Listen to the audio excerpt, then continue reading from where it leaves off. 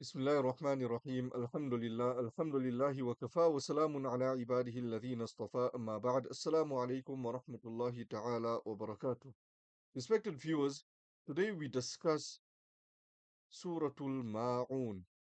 Very famous surah, obviously it's within the last 10 surahs that most of us have memorized already. Allah subhanahu wa ta'ala brings about 7 verses in this particular chapter. Now, what is the meaning of Al Ma'un? When we say Suratul Ma'un, it refers to the chapter of the small gifts. Al Ma'un, we generally translate it as small gifts. If you look at the verses, Allah subhanahu wa ta'ala begins by saying, أَرَأَيْتَ الَّذِي يُكَذِّبُ بِالدِّينِ. Have you seen the one who denies deen, who denies the requital, يعني يوم الدين, the day of judgment? فَذَلِكَ الَّذِي, they are those who يدعو اليتيم. They push away the orphan. وَلَا يَحُضُّ عَلَى طَعَامِ الْمِسْكِينِ, and they do not persuade others to feed the needy. وَلَا يَحُضُّ, they do not encourage others to feed the needy. فَوَيْلٌ لِلْمُصَلِّينَ, Allah subhanahu wa ta'ala says that so woe to those performers of salah. Now can we imagine Allah speaking about salah but saying woe to those who perform salah? No, respected friends, woe to those performers of salah, الَّذِينَ هُمْ عَنْ صَلَاتِهِمْ سَاهُونَ, who are neglectful of their salah.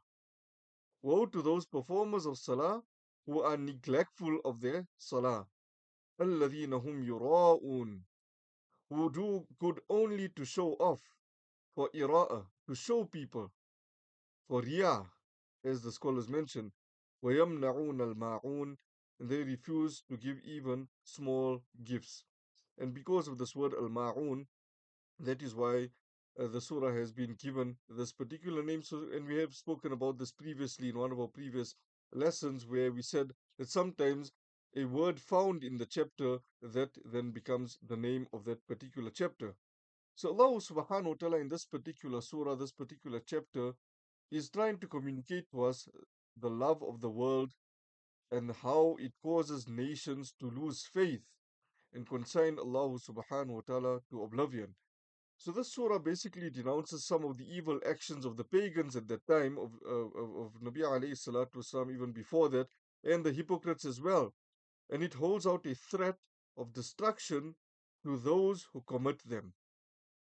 Yes, if these evil actions are committed by believers who do not reject the true faith, then that will be a heinous and great sin. However, it will not take them out of the fold of Islam. But the threat of chastisement made in the surah will apply to those who reject the true faith. Therefore, the verse Allah subhanahu wa ta'ala says, أَرَأَيْتَ الَّذِي يُكَذِّبُ بِالدِّينِ, that have you not seen the one who denies the requital and the day of requital, the day of judgment? That is part of our belief system. If a person does not believe in the day of judgment, the day of requital, then such a person cannot be said to be a Muslim. So this particular belief is fundamental for a person to remain within the boundaries of Islam.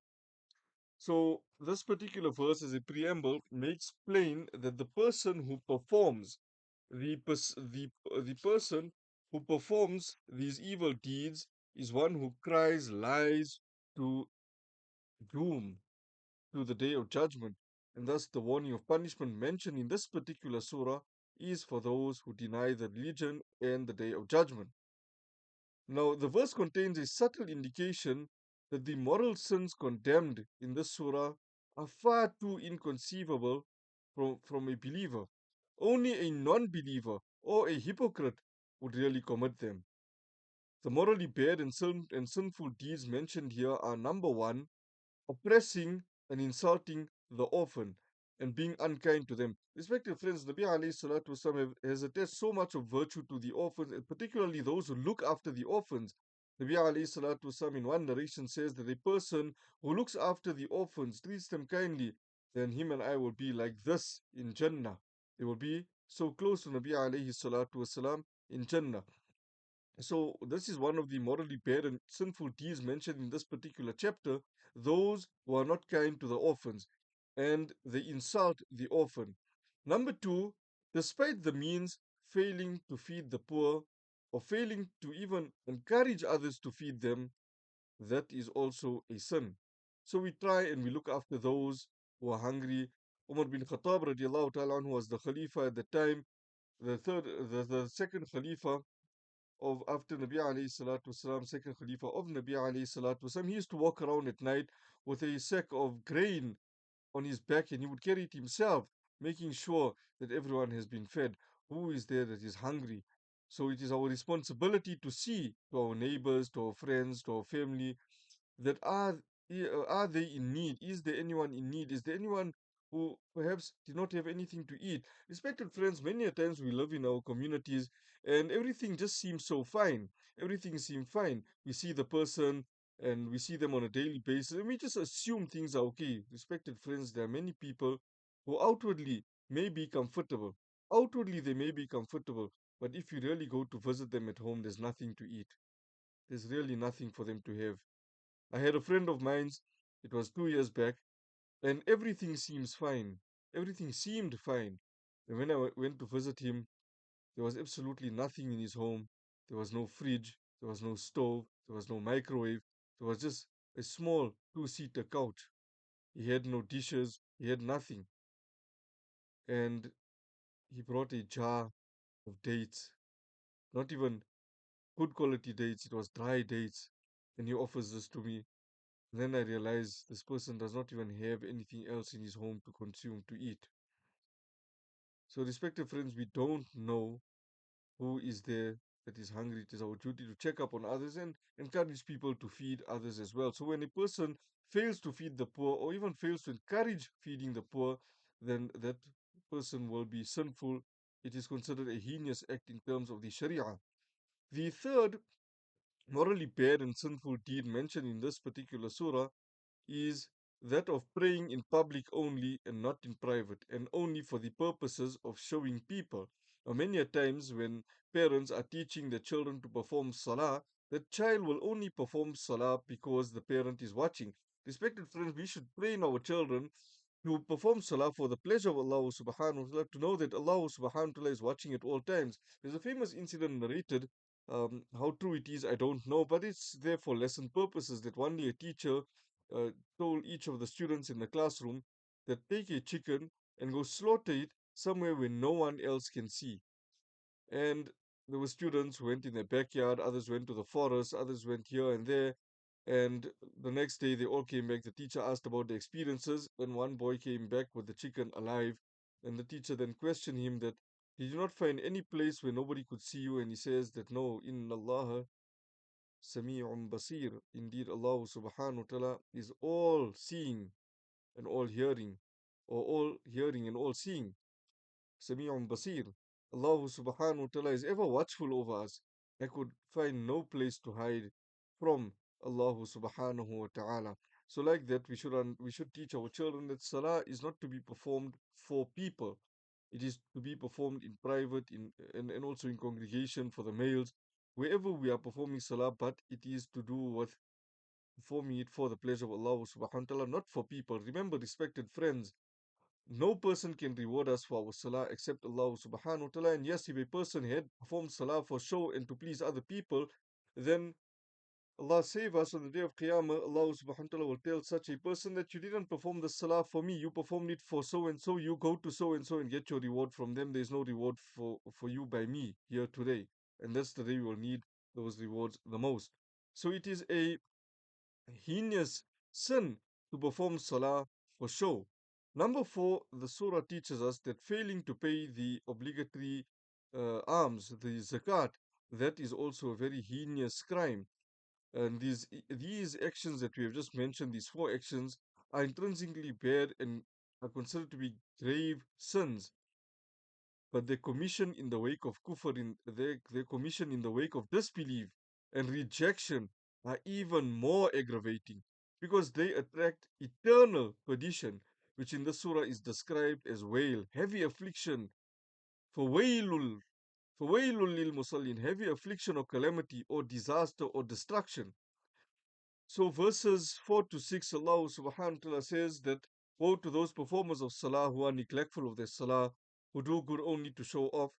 And these verses then describe the characteristics of the hypocrites who used to only perform salat to make a display of them to the people and to prove their claim of being sincere Muslims. They do not really believe or did not really believe in the obligatory nature of prayers, of salah. And it wasn't something regular for them. They did not observe salah at the prescribed times. They would offer their salah carelessly, only to make a display of them. Otherwise, salah had no place in their lives. Now, respected friends, this is also the mercy of Allah subhanahu wa ta'ala that He said, فَوَيْلٌ لِلْمُصَلِّينَ, woe to the performers of salah, الَّذِينَ هُمْ عَنْ صَلَاتِهِمْ سَاهُونَ, and He didn't say الَّذِينَ هُمْ فِي صَلَاتِهِمْ سَاهُونَ.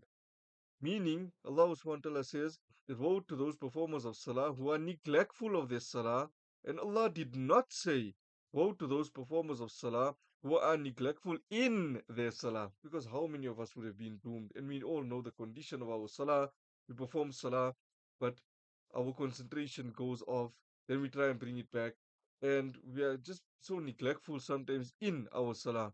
But Allah subhanahu wa ta'ala didn't curse us and say, فَوَيْلٌ لِلْمُصَلِّينَ, woe to those performers of salah who are neglectful in their salah. This is the mercy of Allah. Rather, He said, woe to those performers of salah who are neglectful regarding their salah, which is also something very serious. Many people are not really conscious with regard to their salah. People are very neglectful with regard to their salah. May Allah subhanahu wa ta'ala save us and save our progenies at large. Allah subhanahu wa ta'ala had also mentioned in the final verse that وَيَمْنَعُونَ الْمَاعُونَ, and we said al-ma'un refers to a small gift, basically any small or petty thing, and idiomatically it refers to small household artifacts or articles of common use, such as a cooking pot, or perhaps it's an emergency light, or whatever else it may be, which at the time of need, neighbors would borrow from one another. And the scholars have mentioned that anyone who is unwilling to lend such small items is morally a very miserly and mean person. However, in the current verse, the word ma'un is taken in the sense of zakat, the obligatory charity, because it is a little amount of much wealth. It is only 2.5% of surplus wealth once a year that is taken out, and then to only when a person qualifies as a zakat payer. Majority of the commentators, like Sayyidina Ali radiallahu ta'ala an, Abdullah bin Umar radiallahu ta'ala anhuma, Hassan al-Basri rahimahullah, Qatada rahimahullah, Bahak rahimahullah, and other scholars have as well, hold the view that ma'un implies zakat.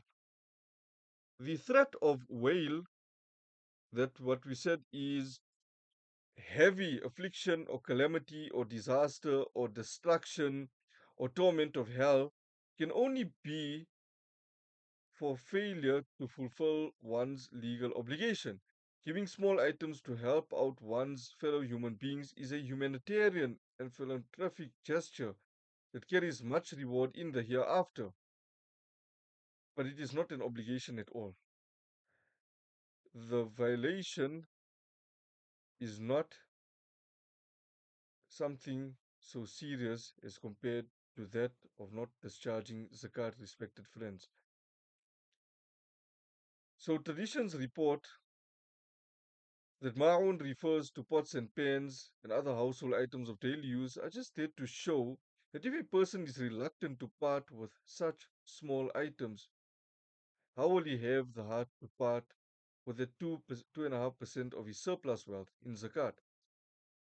These traditions purport to say that these people are so narrow minded that they are not willing to make the least bit of selfless sacrifice for the welfare and well being of others. They are morally mean, low, and miserly in the extreme. Therefore, they do not pay their legal alms. Thus, the threat of punishment in the hellfire is not on account of failure to do one's neighborly acts of kindness, but for failure to pay the legal alms and perhaps for their extreme miserliness. So, we learn from the surah that we shouldn't discount the small actions, and even more so, we shouldn't discount any of our legal obligations. The fine balance would be, respected friends, to carry out our duties that is obligatory upon us, the discharging of zakat, the performance of salah, and over and above that, we also try and do.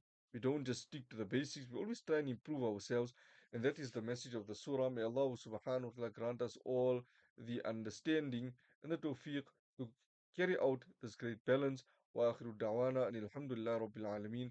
This session is proudly being brought to you by Muslim Online. Wassalamu alaikum wa rahmatullahi wa barakatuh.